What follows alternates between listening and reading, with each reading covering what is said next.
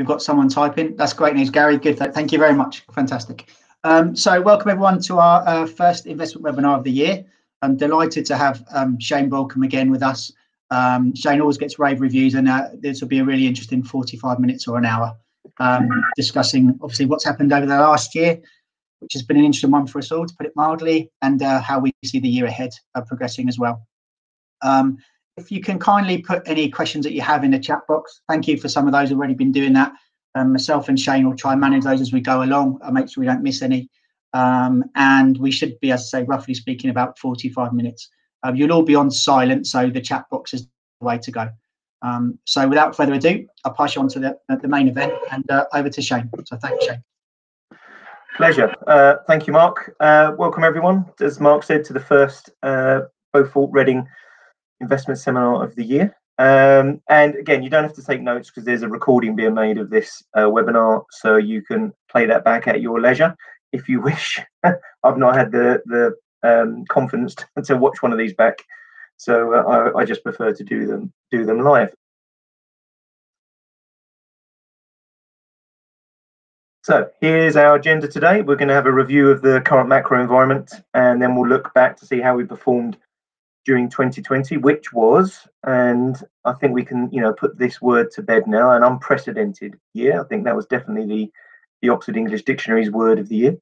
Then we'll look at the longer term performance, because, it is all about making sure you have an appropriately long-term investment performance, because if you're too short-term, the market has a habit of allowing you to make some mistakes.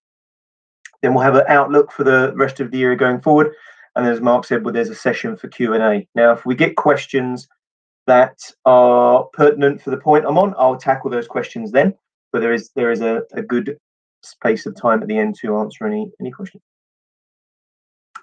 What this seminar won't be about, and we won't be mentioning these three things. We won't be mentioning Donald Trump, which I think will please everyone.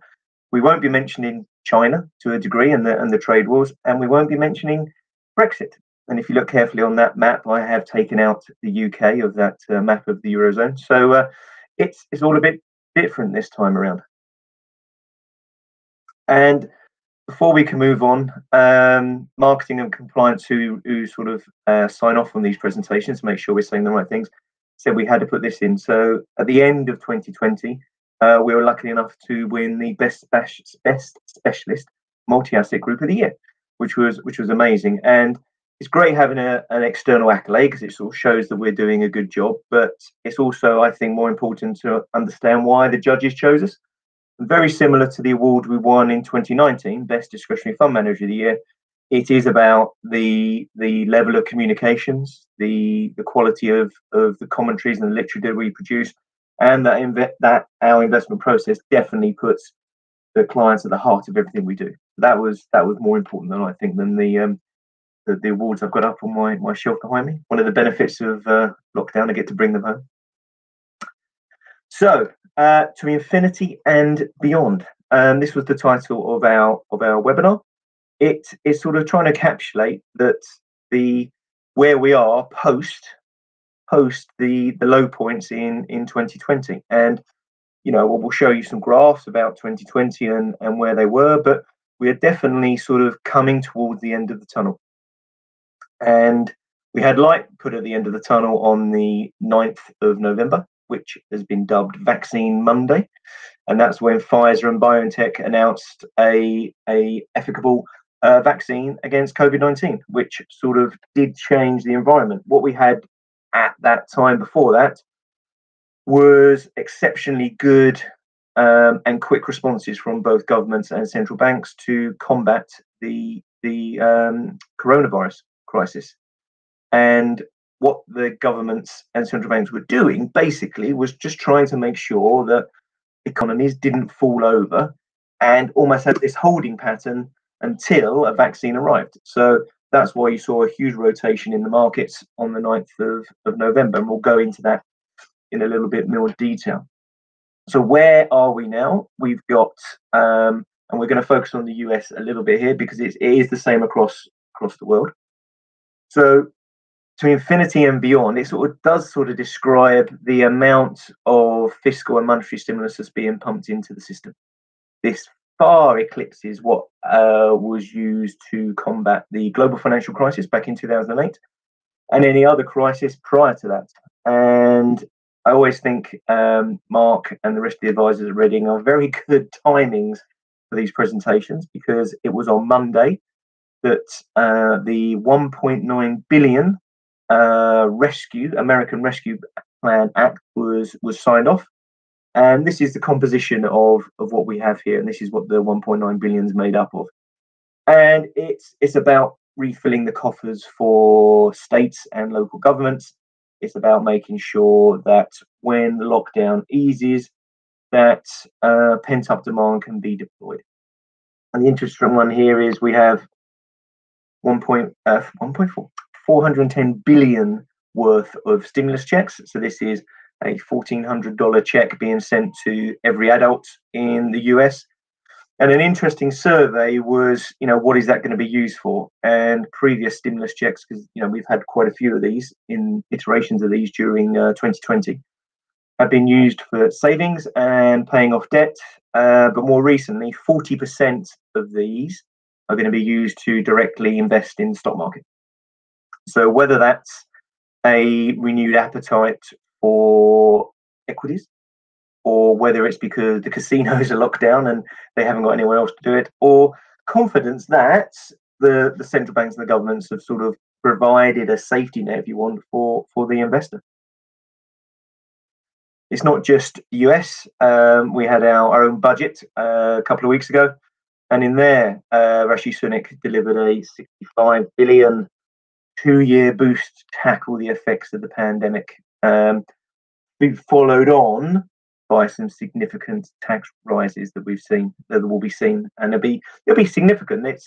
There's no such thing as a free lunch, but I would argue it's better to have this stimulus now and pay for it later, because we wouldn't want to go through another global financial crisis, which took years to get back to where we were. This has taken months to get back to where we were, arguably in the markets, and we'll see another push on with economic growth as well. In the US, with the stimulus package, economic growth in the US is looking at least 6.5% this year, which was nowhere near the expectations when we were a year ago at the bottom of the market's trough. So it's about making sure governments are still inputting enough stimulus to make sure that when lockdown eases, there is enough structure, enough things there to make sure people can spend their money. But it's not just about governments, it's also about the central banks. They play this dual role. And for central banks, is making sure there's enough liquidity in the marketplace, that the pillars of the economy are still functioning. So what we have here is the dot plots.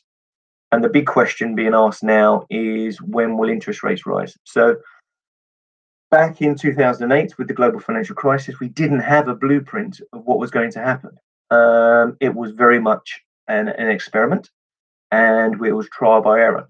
What we've got now is a kind of a blueprint, a kind of a map of what should happen, and people are sort of jumping ahead to the next stage. And the next stage is, great, we've got easy monetary conditions, we've got low interest rates, Federal Reserve is still spending something like 120 billion a month on purchasing assets, so we've got the asset program still going on. But when will interest rates rise? And this is the issue, because everything's happening better than everyone expected. Growth rates are coming through a lot stronger, so everyone's trying to anticipate when interest rates will rise. Now, the Federal Reserve, in order to give a lot of clarity and forward guidance and not try and spook the markets, has what they call their dot plots. And every dot here represents a member of the Federal Open Market Committee, who decide on what level of interest rates they're going to be. And this is from December. There we go, 16th of December. And you can see here, there's going to be no interest rates rises in 2020, which was correct. No expected interest rates rises by the end of 2021, because these dots are for the end of that year. Only one person is putting their head above the parapet for 2022. And you can see here, they expect some level of interest rate rises, but not until the end of 2023. Now, I've said already that Beaufort Financial Reading are very good at timing their markets. Yesterday, the Federal Reserve had their latest meeting, so this is hot off the press. where have their dots changed? So in 2021, every committee member does not expect any interest rate changes. And I think that is very consistent with the narrative and the rhetoric that Jerome Powell himself has said over the last couple of weeks, which is it's solace in one respect, but the market still wants a bit of clarity. And I think it's where good news might become bad news. But we always knew, as we get to the end of the light at the end of the tunnel, when we get towards everyone being vaccinated, there was going to be a bit of volatility. But we still believe overall 2021 is going to be a year that's going to be extremely good. For the end of 2022, we've got 2 extra dots here and 1 dot there. So a couple of people have upgraded their views, but the vast majority still think no interest rate rises in 2022. In 2023, again, we've got a couple of dots there. But it is still this shape here still remains. So what the message is, the median projection is no interest rate rises until we get into 2024. So it's a clear, concise message from the US Federal Reserve saying we're not going to have any interest rate rises soon. Because don't forget, if you think back from the recovery from 2008, what caused a drop in the market? It was people thinking the Federal Reserve is going to raise rates too soon, too quickly. And Jerome Powell's learned that. I think if you can hark back to October 18, the reason the market dropped and recovered very quickly back in, I think the bottom of the market was Christmas Eve. That's why we had a great 2019. That was moving from people thinking the Federal Reserve is going to raise rates too quickly to the Federal Reserve actually saying, no, we're not going to raise rates any further. So Jerome Powell's learned his lesson here, and so has the committee, about not spooking the market. So a really clear, consistent message from the Federal Reserve. These low interest rates are here to stay. Now, we had a good question from Roger early on. Thank you, Roger, about negative interest rates. And what we've seen in the past is both the Federal Reserve and the Bank of England and the ECB as well sort of investigate the sort of likelihood of negative interest rates this period. I don't think it's appropriate for this moment in time to initiate negative interest rates, but the message there was, and that's why in the last minutes you had from the Bank of England saying, look, we investigated the scenario of what negative interest rates would be and how effective they'd be, is they just wanted to send the message of, look, we'll do whatever it takes. There's no point we won't go to. It's just making sure they can reassure the marketplace. So in our view, it's an interesting thing to discuss, but we think the likelihood, the probability of negative interest rates is really minimal. And again, good timing. We've got the meeting of the Bank of England today, I believe. So we fully expect interest rates to remain the same, the quantitative easing, the amount of bonds they're purchasing, the asset purchases to remain the same as well, and a consistent message, very similar to Jerome Powell. But the stimulus has been significant. This is the amount of pledges, and you can see here, trillions pledged towards combating this and making sure they're consistent. You can see here a consistent level of about 120 billion per month of asset purchases, making sure the grease in the system is there, the liquidity is there. The most important thing about these numbers was both the speed of the response. It was quicker than in the global financial crisis. The numbers are much bigger, and they're going to be longer lasting effects as well. So these lines here, you've got the global financial crisis in red and the tech bubble in grey. You can see it took a long time to implement, and they weren't exactly huge amounts. As a percentage of GDP, you can see huge initial wave in to say, look, we've got this. Yeah, don't panic. It's also about how much has been deployed at the moment, and you can see here that as a percentage of their balance sheet, Japan has probably done the most since the global financial crisis and during this as well. You can see here the United States and the Eurozone still got a lot of dry powder. And you can see here those figures earlier. These grey bars here represent the level of pledge but it's these lovely teal colours here is the actual amount they've actually had to deploy. So a lot of dry powder, So it's not as if they've used up all their ammunition. There's plenty of dry powder, plenty of ammunition here to combat us through the opening of lockdown. And there will be some inevitable businesses falling to the wayside as some of that stimulus, some of that support is gradually withdrawn. But there's plenty of ammunition to get us through this. And again, it's not just the Federal Reserve, the ECB, in their meeting last week, pledged to step up the pace of stimulus to counter the market sell-off. Now, Europe is probably one of the worst areas, and that's why we're underweight Europe in our asset allocation and have been for a considerable time. So it's probably appropriate for the ECB to increase their level of stimulus because they're probably a little bit way behind everyone else, and that's not just shown in their data coming through, but also shown through the vaccine rollout as well. So that was 2020 and where we currently are. I think overall, I think everyone should be pleasantly surprised by the way the governments and central banks have combated the crisis. The recovery was swift as well. And I think from our point of view, it was making sure that we are still appropriately diversified and not just making sure we can soften blows in downturns, but also that we're open to opportunities as well. Now, these are our multi-asset blend funds that we launched in the 23rd of July 2019. So we're coming up to 2 years. And what we're going to show you in these two charts on the right is this shows you the amount of equity we have within the portfolios. Now, balance can have an equity content between 40 and 60, risk profiles 4 to 6, and growth can have it between 70 and 90, risk profiles 7 to 9. And when we launched the portfolios, and if you think they're the neutral points here, when we launched the portfolios, you can see we were underweight our neutral position. We felt it was more prudent to have a more cautious approach going into this. The rally was getting considerably older, and we thought on a level of probability there was more risk than there was upside at this moment in time. We did not think there was going to be a global pandemic. But when the global pandemic hit, you can see here at the end of March, we increased for both of our portfolios back to their neutral positions. What that meant was we were unable to have clear heads. Having an underweight position to equities put us in good stead. We didn't fall as much as the markets, and I'll show you that chart in a moment.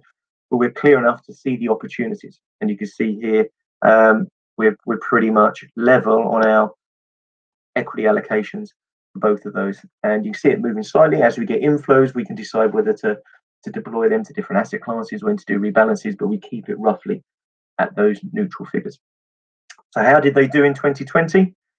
You can see here multi-asset blend over 8% return, which is fantastic, and over 11% return for multi-asset growth, which is really good figures. How does that compare to the benchmarks? We use the ARC benchmarks, which are the averages of the discretionary fund manager industry. And you can see here a significant outperformance for balanced and an equally significant outperformance for growth. You'll see it on the chart for the model portfolios. Interestingly enough, for the average of the discretionary fund manager industry, there was very little difference between their cautious, their balanced, their steady growth and their equity risk portfolios. There wasn't much stimulus there. Hi, David and Helen. Why do you think Japan had much higher stimulus? Really good question. They were coming from a more weaker position. Japan had deflationary periods for over a decade, and they were having to push more through just to try and get any semblance of growth. They've had to do a lot more quantitative easing to get back from a position of deflation up to try and generate some level of inflation, some level of real growth. And that comes back from sort of the early 2000s. So when the global financial crisis hit, they were in a much worse position. So they had to do a lot more paddling, a lot harder than everyone else. That's why they've had a lot more stimulus in there to just generate that. There was a lot of structural changes. Abe, when he was made president, brought in his 3 arrows, bring a structural change to make boards more diversified. So a lot more women being brought into boards and into the workplace. a lot more foreign investment because Japanese companies used to be very closed, very insular, and also to make sure they were a lot more shareholder friendly. So there was a new indices created to be rewarded for companies that were diversified boards and workforce, lots more foreign investment and more shareholder focus. So clearer accounts, a lot higher governance, and increase in dividend payments as well. So they've gone through a lot of a process for that change. It's been a long process. That's why there's a lot of debt there. But as a country itself, they do have a bigger debt culture.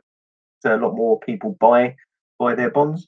So it's just sort of the nature of the beast as well. But that's a really good question. So our multi-asset blend funds did extremely well. It just shows how nimble they can be.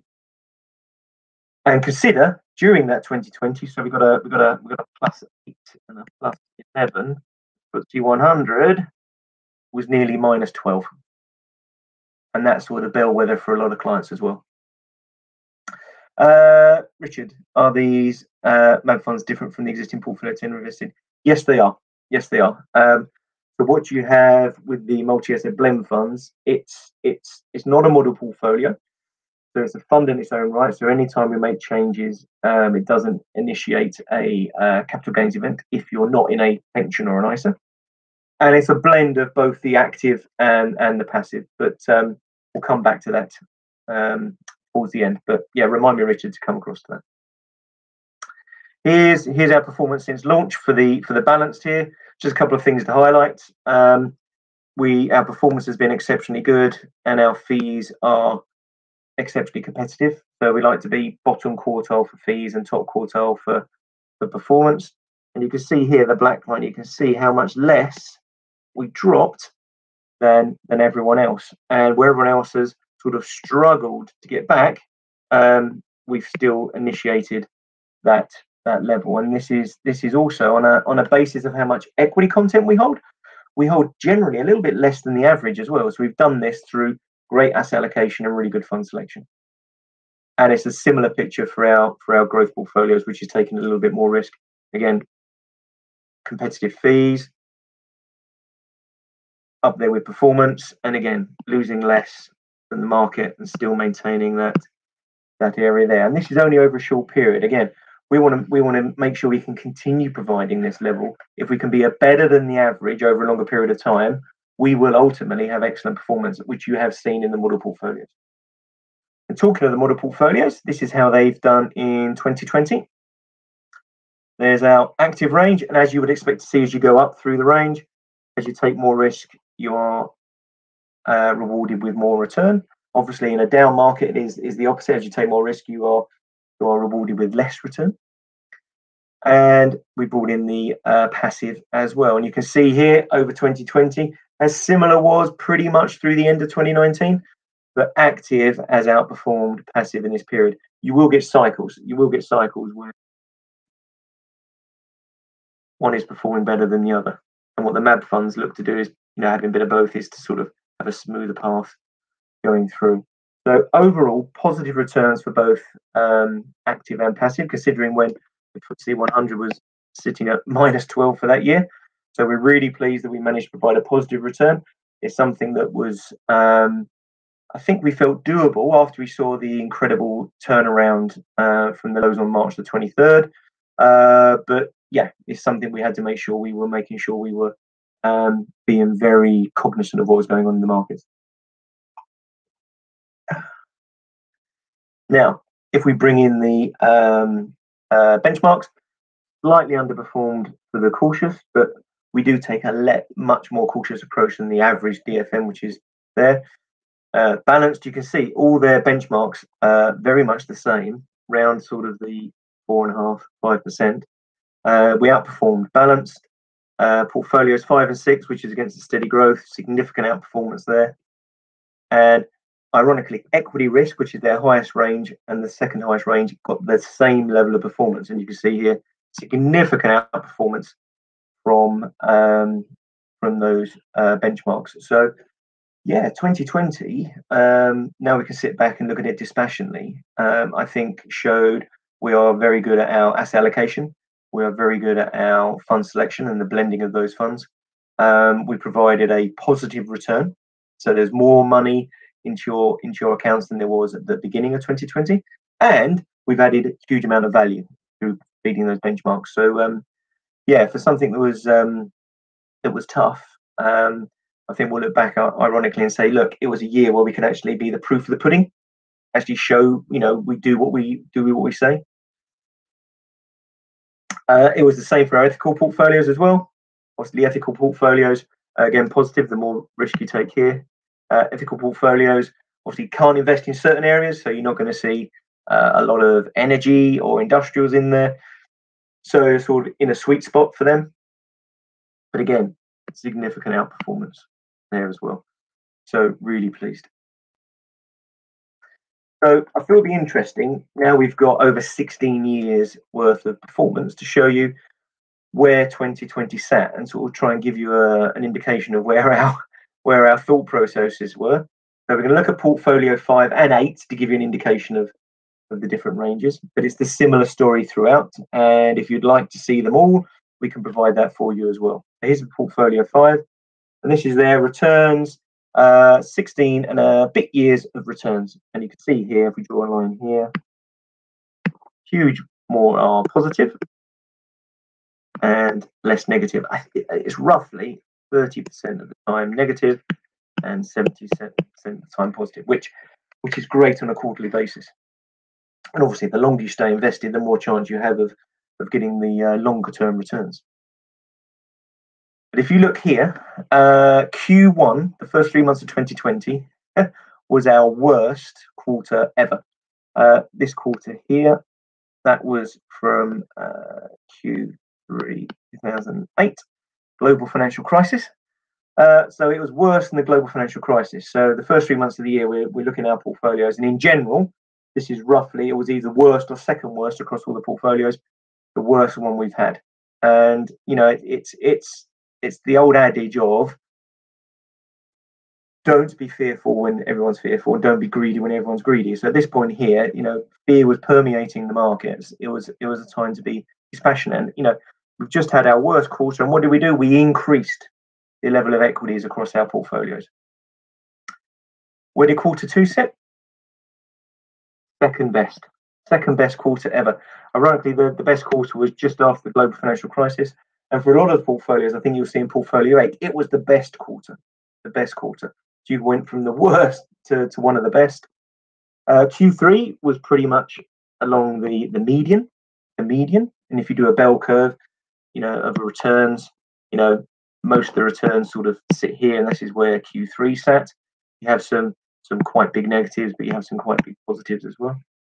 And Q4 was a really good quarter. It was up in there in sort of our top 10 of ever quarters. So it just shows you that, take out that Q1 and it was absolutely stellar. And it's the same for portfolio 8. You can see here again, it's that 30% negative and 70% positive again. And there you go. Q1 again was the worst quarter. Q2 happened to be the best quarter for 2008, and again Q3 being sort of a standard bread and butter quarter, and Q4 again in the top 5, top 6 of the quarters. So it was really good. Richard, yes, I will send Mark and the rest of the advisors a copy of all of these, so you can see where all the portfolios sat. So that's been signed off by our compliance, so I can send those across. Mark, can you remind me on that, because I don't want to forget that. And here's, when I talked about the bell curves, here's how all the quarters, and this is how your quarterly returns sit. And if you look at portfolio 5 here, most of the time it sort of sits in that sort of positive banding, which is fantastic. And here's your portfolio 10 here. So that's 13, 15. So again, roughly 70% positive for that period. You can see the more risk you take, the shallower those come down. And what we looked at was how often are you going to be in between those two big bandings? How often are you going to be between -5 to +5? How often you're going to fall down there? It's just all your probability of returns. And this is what we calculated them to be. So in portfolio 1, 98% of the time, your quarterly return is going to be between -5 and +5. And the only one that wasn't was the Q1 of 2020. And so there's not going to be much of a surprise if you're in portfolio 1. If you're in portfolio 5, 69% of the time are you going to fall into this bracket here. And that means 2/3 of the time, you're not going to have a surprise. You know roughly, on average, on probability, 2/3 of the time you're going to fall into there. And as you take more risk, less this banding becomes narrower and narrower. So if you're on portfolio 10, Richard, like yourself, half the time you're going to be between -5 and +5. And the other times it's going to fall either side of that. More often than not, they've been larger positives, but you can get larger negatives. So it's just managing expectations. Now, we've often been asked, does timing matter when I invest in the market? And the answer is no, to a degree. It's about how long you invest for. So we always say, don't try and time the markets, it's your time in the market. But it's also, the longer you stay invested, the point you started your investment becomes less and less important. So here's portfolio 5. And again, we've done these for all the portfolios. They're going through our compliance at the moment. So Richard, if you'd like to see portfolio 10, we can provide that for you as well. So here's the rolling returns. And if you're only invested for 1 year, the dispersion between what you might get is huge. It is huge. If you invested at that right time for just 1 year, you're in a 39% plus year, or the worst is a -25 year. Now, ironically, that -25 year was from July 07 to July 08, so in the height of the global financial crisis. And the best year was the year following that, July 08 to July 09. Now, if you invested for 2 years, those dispersions of return, and we use annualized return, comes down significantly. So your likelihood of having a better period, and you can see here where this separates here is the average. So where the green and the blue meet is the average point. So if you go if you go a little bit further, if you go to 5 years, not only has that dispersion decreased dramatically, you've also got rid of the negatives. And if you go up to, we've got 16 years here, well, the dispersion is tiny, absolutely tiny. 10 years, the dispersion's significantly smaller than here. So it's not just about when you invest, but as long as you invest for an appropriate long enough period, when you invest becomes less and less significant. Don't get me wrong, if you invest at the bottom market, fantastic. But it's about being in the markets, being invested for appropriate long time. And it's the same for portfolio 8. It's the same pattern of returns. The longer you stay invested for, the better chance you have of making a great return. And on that, how often has the return been positive? So on a quarterly basis across all the portfolios, 71% of the time it's going to be positive. But as you increase your time horizon, and we always say, give us 5 years, 99% of the time, you've made a positive return. There was one period on one portfolio that over a 5-year period made a slight loss. Everything else has made a significant return across any rolling 5-year period. Now, it's not just us. Goldman Sachs did the same figures. They did the same returns. And for them, get to a 99, 100%, it took 15 years. For us, it took only 5. So it's empirical evidence. The longer you stay invested, the better the probability of you having a good return. And here's the evidence of our since launch returns here.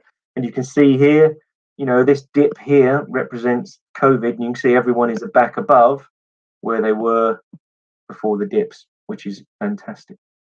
Those gold charts represent where we are on the level. They come across to there. So portfolio 7 that's 244% return since launch. And what we do then, we bring in these metrics ourselves. So cash in the green, you can see every portfolio there has outperformed cash. Ambers, inflation, every portfolio bar portfolio 1. Portfolio 1 slightly underperformed inflation.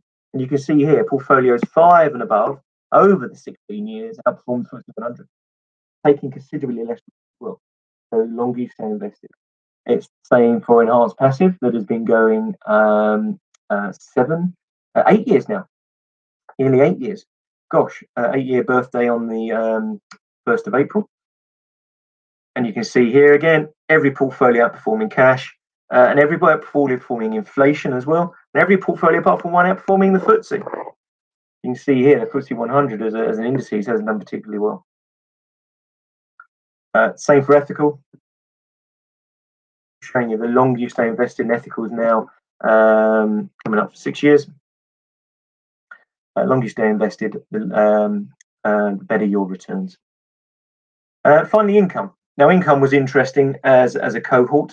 You can see here the drop down for COVID. And you can see initial spike up, but a plateau. And that's because with income, the typical sectors that generate your income weren't the sectors that suddenly caught everyone's imagination. They weren't your Amazons, Netflix, Apples. They don't pay dividends. They reinvest all their cash. Their growth portfolios, all the money they generate gets reinvested back into the company. And it was your income stocks that sort of plateaued. Now, you can see a huge spike here, though, huge spike here. And that was on the 9th of November. And that's when the vaccine announced. That's when you saw suddenly a rotation from stay at home, do it yourself stocks, suddenly switch to actually, at some point, we're going to be allowed out and we're going to be able to buy services rather than just products. And all those stocks suddenly got a really good boost. And you can see here since launch, the income portfolio has beaten cash, inflation, and the FTSE 100 as well.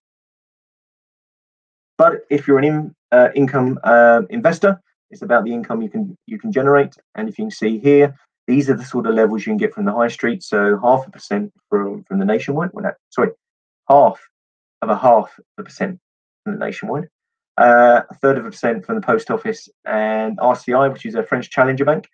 They're offering you 0.4. Again, these two are teaser rates. They go down to 0 after 6 months. What we consider the risk-free rate, so where your money is safest, is in government debt, gilts. And you can see here, if you want to lend to the government for 5 years, you'll get less than your money back. So you're paying for the return of your money, not return on your money. And you can see here, 30-year gilts are going to give you a return of 0.86 over 30 years. And if inflation stays where it is, that's a guaranteed loss in real terms of about 50%. So if you put £10,000 in now, in 30 years' time, you get returned your £10,000. And you've had a return of 0.86% every year on that, so well done. But your £10,000 will only buy you £5,000 worth of goods because of the effect of inflation. So, you needed that to grow to £20,000 to keep in line with inflation. In fact, you only got 10. So it's great for the government, and this is how they can afford to afford the debt that they're issuing. And you'll see probably an extension of the debt profile being pushed out, like we did in World War II. And it was only recently, I think over the last 3 or 4 years, that we finally paid off the last war bond, World War II. You'll see 30, 40, 50-year gilts being issued at considerably low interest rates, very affordable interest rates. If you want to get a real return, you have to invest in equities and real assets.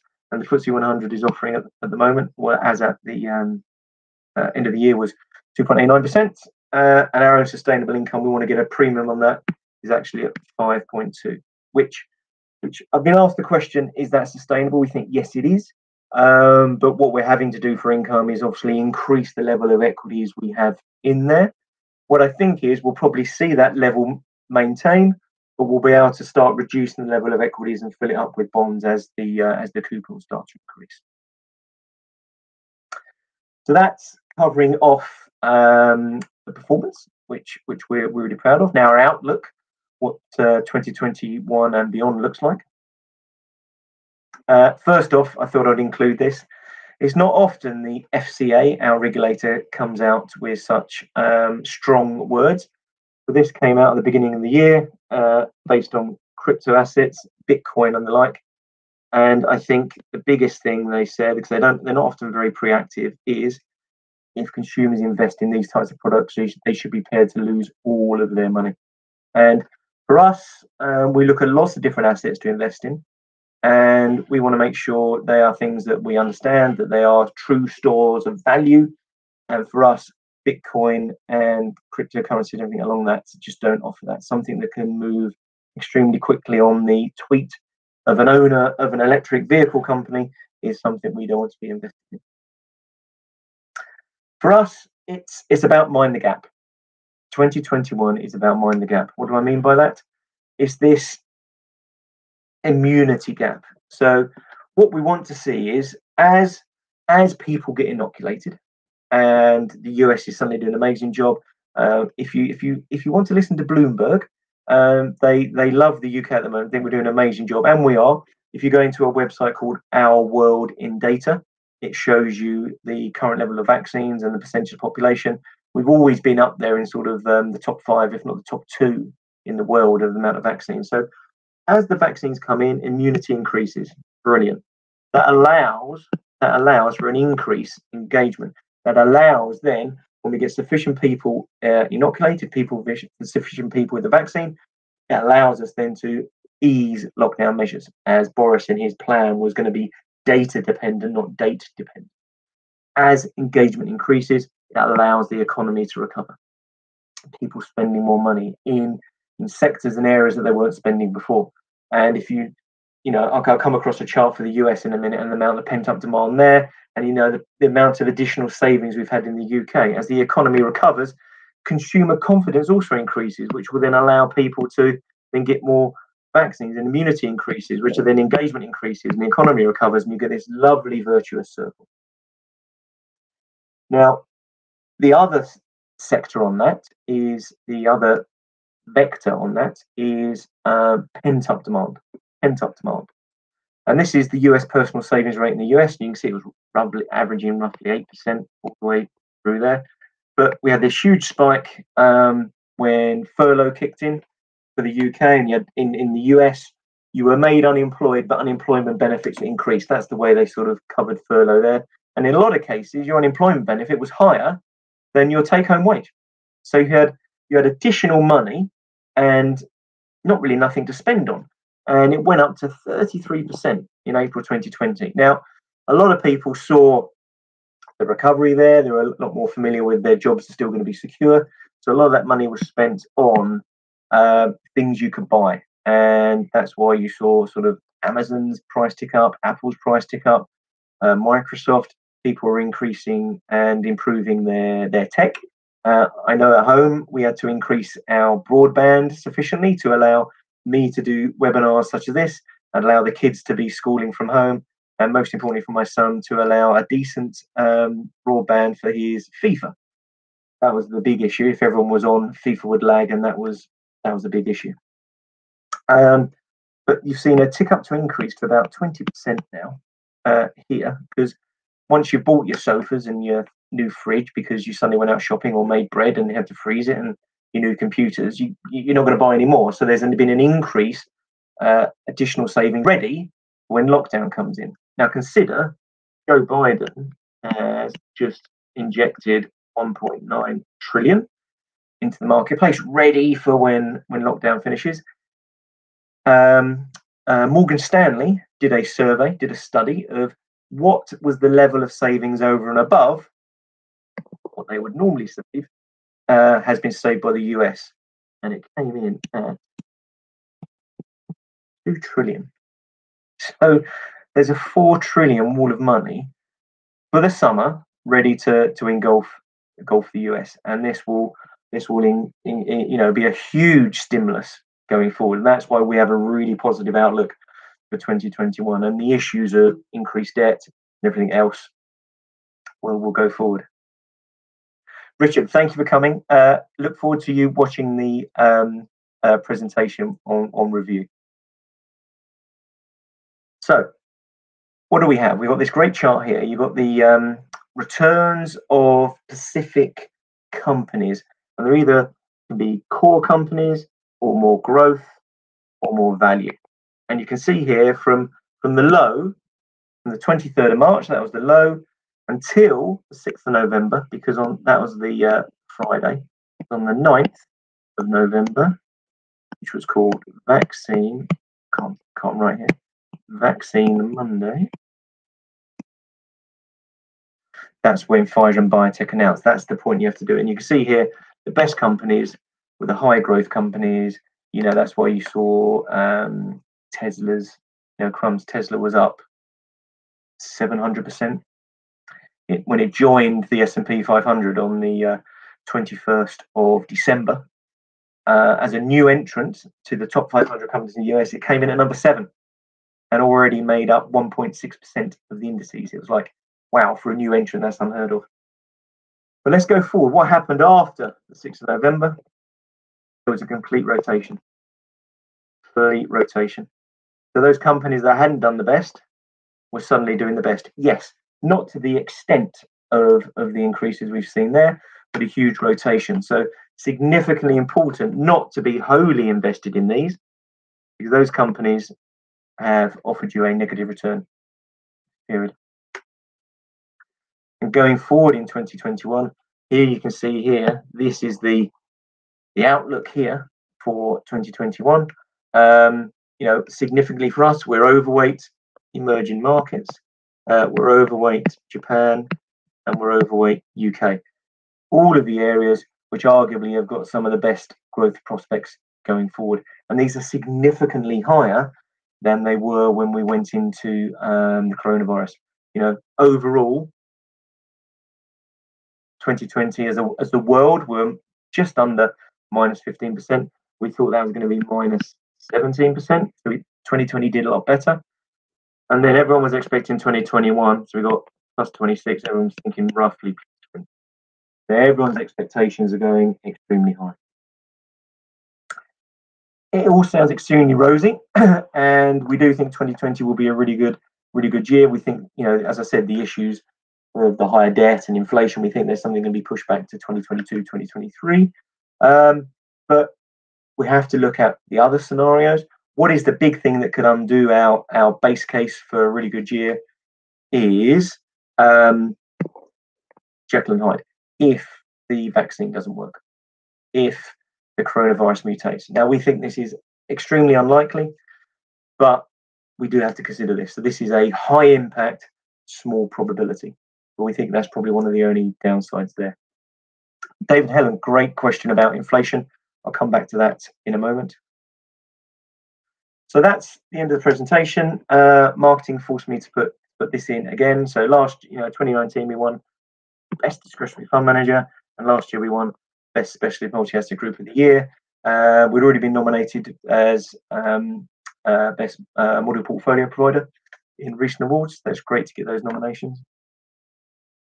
There's the really important small print to read. So thank you for attending the webinar. That's been fantastic. Already had some really good questions. There's a beginner replay to review. And now it's time to answer those questions. So great, David and Helen, really good one to kick off with. Will the 3.9 trillion spend cause inflation? Yes, it will. Now, the key here is we've got to remember we're working from a really low base. So when you look on year changes, we're working from a really low base and it will cause inflation. The key here, though, we think it's going to be transitory because let's put it this way. I know my wife has already booked in several holidays and hopefully we'll get to go on one of them. Myself, I've been booking in trips to go to the pub with my mates, restaurants with our friends, going out to parks. I know kids want to go to Thorpe Park again to see their friends. You know, you could have, if you want to take this to the stream, you could have this analogy where you go out for a meal every single day of the week because you haven't been able to, and now everyone's going to go absolutely crazy. So that will cause a spike in inflation, not to huge levels. We're not talking sort of the levels we saw in the 80s and the 70s, but there'll be a push up in inflation. But going forwards, I don't think everyone's going to want to go out for a meal every single night of the week. The euphoria will die down and we'll get back to what was some level of normality going forward. So you'll see a spike in inflation as everything sort of, that pent up demand gets pushed into the system, and then it will, like a tide, it will push in and then it will gradually ebb back to where it was. So the issue we have at the moment in the marketplace is everyone's trying to extrapolate this inflation if we're going to have runaway inflation. It's like, no. We need some level of inflation in the areas. You had the Federal Reserve change their definition of inflation from a static 2% to an average. So they're going to allow the economy to run hot for a little while. They want to make sure the economy's back on a firm footing before they even start thinking about taking things away. So really good question. We will get a spike in inflation, but I don't think it's anything you should be worried about. Obviously, if that changes in our view, you'll read about it in our quarterly reviews. You'll hear me speak about it in the next sets of seminars. We'll write about it early in our weekly blogs as well. So yeah, good question, and you'll see lots of headlines about it, but it's something you can sort of just push to the back of your mind. And if you do have concerns, obviously contact Mark and the rest of the advisors, and we'll answer those for you as well. Right, let me scroll up. There was a property question, I believe, and a tech question. Great. Paul, question on property, and David and Hillary, question on US tech. So we'll do property first. Yeah, commercial property is going to be a tricky one. I think there's pressure on retail, that is for sure. And you had John Lewis with their first ever loss ever, and that was down to obviously not many people being able to hit the stores, because a lot of their online sales was driven through people coming through the door, and offices. I think you've had Goldman Sachs say to everyone, back please on whatever date they've said. You've had other firms say, look, let's bring it in gradually.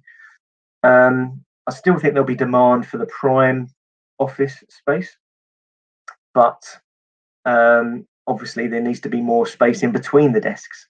So, with less people in, it might be that perfect area. Well, less people in, but we need more space anyway. It's something we've come out of in our model portfolios as an asset class. We don't think it's appropriate for our model portfolios, particularly as it can be closed and we don't want people stuck. So we're happy with REITs, which is an equitized version of commercial property. But I think the question's out on commercial property. I don't think it will die a death, but I think it's in for a hard ride. US tech bubble, and I think there's another question there. So US tech bubble, will it burst? Gosh, yes and no.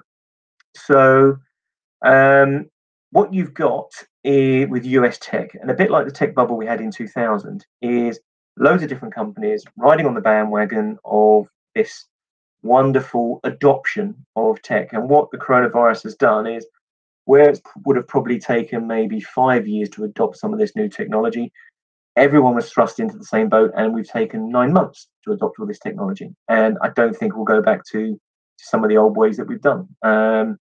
Presenting a webinar in this way is amazing. And don't get me wrong, I love it when we get to come out to see you in Reading and wherever to see face to face. And it might be a case of we do one live one a year and a couple of virtual ones, which makes it easier for everyone to interact. Now, I think there'll be a sort of a split between the tech companies, and those tech companies with strong balance sheets, with moats. Now, what do I mean by moats? It's a technical term where their business model is hard to replicate. So you need big infrastructure, or it's a brand. So think of Amazon. Very hard to replicate that. Distribution hubs, the software, Amazon Web Services. You can't get a startup to come up and compete with Amazon instantly. Same would go for Microsoft. Same would go for, say, Alphabet. With Google. Arguably Apple as well, because their moat would arguably be their brand. Their brand awareness. So there'll be certain, and all of those guys have got extremely strong balance sheets.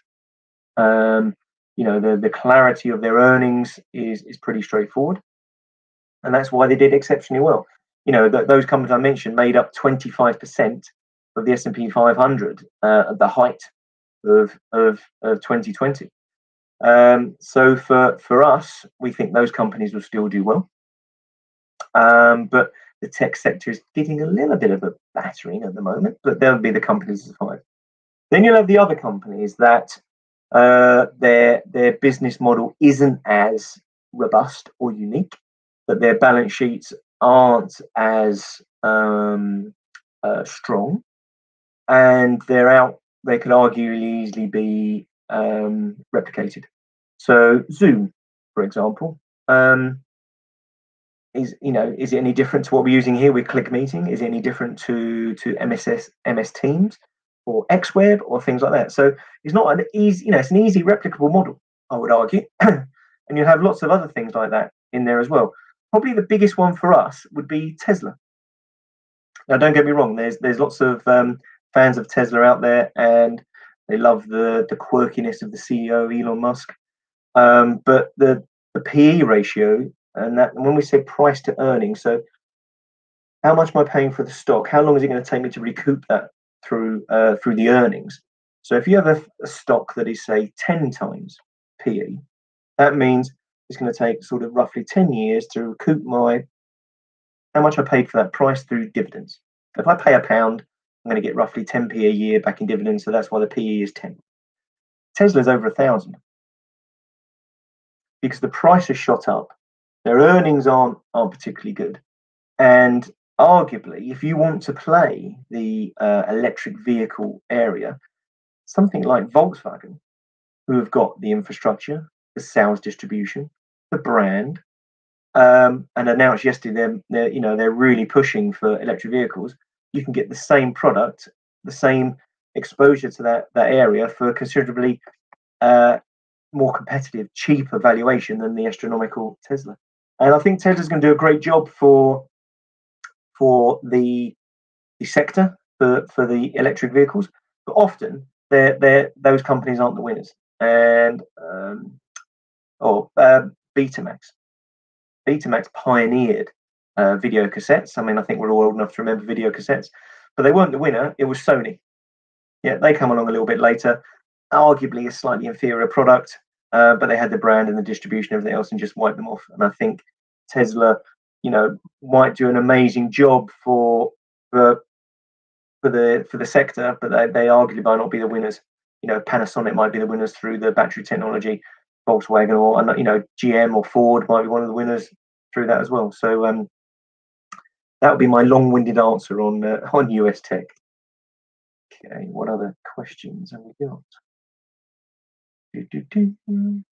Oh, thank you for your lovely comments. That's really much appreciated. Anthony, when will US Congress start to break up big tech as Teddy Roosevelt did with the robber barons? Really good question. Really good question. And I think the big concern for some of the big tech companies will be regulatory. So, your likes of, Google did it when they split it into Alphabet. They split up, and that Amazon arguably could split off Amazon Web Services. And I think you've seen that with Bezos standing down and the guy who was heading up Amazon Web Services taking over as CEO. But arguably, you split Amazon Web Services and Amazon apart, they end up being more valuable than they were together. So Facebook, who else? I don't think Apple. There will be some breakup of those companies, but I think they're strong enough. The biggest ones are strong enough to cope with that. But I think there'll be more regulation. I think there'll be. I think the big theme of ESG, which wasn't just through the rise of millennials. I think it definitely took everyone's interest, and I think people want fairer things for society. So I think you'll see there'll be a fairer payment of taxation, a fairer distribution of earnings and wealth, and some of that will be through these big tech companies. So yeah, I think there will be. I don't think it'll be now. I think a bit like you want to wait till the economy is on a firmer footing before you start attacking some of these companies that are doing well. But yeah, it's definitely on the agenda. Definitely, I'd say I'd be surprised. It'll be interesting to see when we get the midterms come through. So will the Democrats still retain that blue wave that they've got? Will they still retain the House and will this and the Senate? If they do that, I think they'll have a bigger chance of pushing through some change in tech. What do you think about companies like Alibaba? Is it undervalued? Yep, Jack Ma with Alibaba and his Ant pay system that was going to get IPO'd. Obviously, the Chinese government sort of put a kibosh on that. Difficult. I think, for us, why we're overweight emerging markets, for example, in our portfolios, is because we think there's going to be a shift from sort of the dominance of Western companies to a more I wouldn't say dominance of the Eastern companies, but maybe an even playing field. So we think areas like China and Japan and other areas like that, we think the East will do really, really well. I think what we've got to see is there's still that concern of, particularly in China, of Big Brother and the desire of the Communist Party not to see too many people getting too big. So I think Alibaba's doing a great job, and it's doing a great job internally for the Chinese. Is it undervalued? That's a tricky one to answer. And it obviously does depend on your time frame. I think Alibaba will do particularly well. Tencent will do particularly well. And it's, if you hold it for a long enough period, I think China could be, for the next decade, one of the areas you want to be invested in. And we're already invested in Chinese bonds as a great diversifier within our fixed income, and that's done exceptionally well. We're one of the first people to invest in Chinese bonds, and actually the UBS's fund, we were the seed investor for that to get it on board. Is there any future in global corporate bonds? Yes. Yeah, for us, we made a move away from sterling corporate bonds to more of a global mandate to capture more of a spread around the globe. I think there will be, definitely. It's a hard period for bonds at the moment, and for us, with our diversified portfolio, where bonds would be your go-to balance against equities, over the last 2 or 3 years, it's become a lot harder to find that diversification. So that's where we're looking at absolute return vehicles. We're looking at index-linked bonds. We're looking at commodities. We're looking at lots of different things to make sure we can find that diversifier, something that's going to do something very different to equities. So me and the team, we do a lot of work on those to make sure products are suitable for that, because there's a lot of frogs. You have to kiss a lot of frogs before you find some princes in that area. So we spend a lot of time to make sure the funds we invest in are appropriate. And yeah, global corporate bonds will still be a big part of that. That's brilliant. We've had some great questions. Conscious of time, because we've just ticked over that hour. I really appreciate the questions. It's been really, really interesting and interactive sessions. I really thank you for that. Shane, can we just say on behalf of all of us as well, that was fantastic. Really, really loads of questions, which is always a good sign. Performance is great, and yeah, we really appreciate all you're doing for us. So thank you very much. It's an absolute pleasure, and I look forward to getting to see everyone face to face. Hopefully, not too long. I think we'll call it there. So thank you everyone for attending. I will send through the extra bits that I've promised through to Mark and the rest of the team. And if you want to review this at a later stage, please don't hesitate. But in the meantime, everyone stay safe, and I look forward to seeing you soon. Thank you.